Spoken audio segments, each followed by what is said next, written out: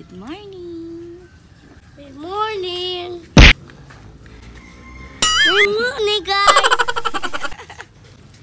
Good morning, guys. Good morning, everyone. First day. This is morning. Oh, may dala-dala kang charger pa bunso. At power bank. Doon ka na. Doon ka na doon sa loob. Dirty yan eh.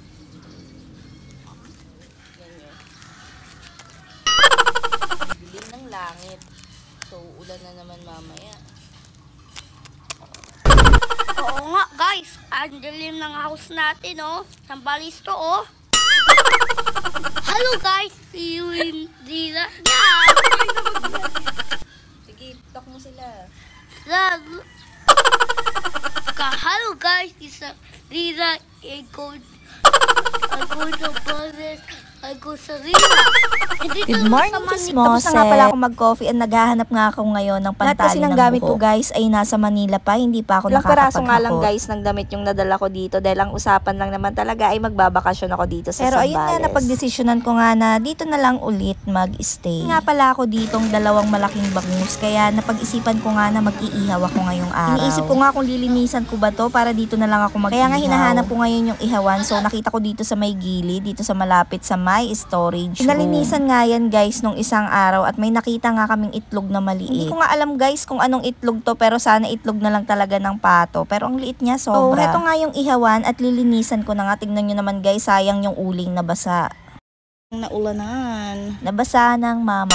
Grabe no, ang luluma na rin ang gamit dito sa bahay ni mama. Taon na rin kasing walang nag-stay dito, walang gumagamit at nag-aasikaso. So lilinisan ko na lang guys, and mapapakinabangan pa na. And habang nga nagpe-prepare ako, ayan, nakikipaglaro tong mga batang to sa mga pato, hinahabol nila. Nga rin pala ako ng parilya at ito nga nakita ko nga dito sa may gilid ng mga Grabe guys, so tingnan nyo, ang daming nyog, no? Nasasayang lang yan dito. O, tingnan nyo naman guys, dati panay cellphone lang yan sa Manila, dito sa probinsya. Ngayon, marunong na sila makipaglaro sa mga pato. O, diba guys, ngayon lang nila na-experience yan kasi guys. Sa Manila, lagi lang nakakulong sa bahay. Dito na lang pala ako guys, mag-iihaw sa harap ng bahay. And medyo nalinisan ko na nga tong ihawan and tinabi ko na lang yung mga basang uling.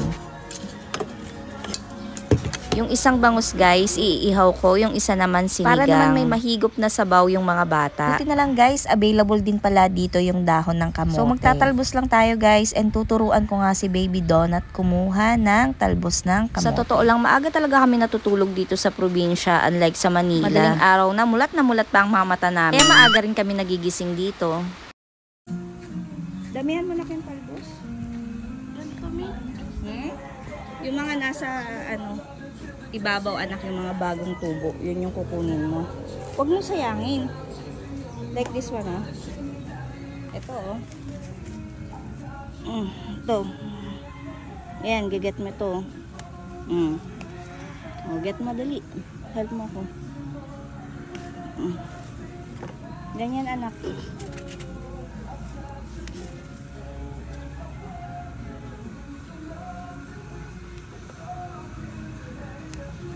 Yan. Habaan mo, anak ko.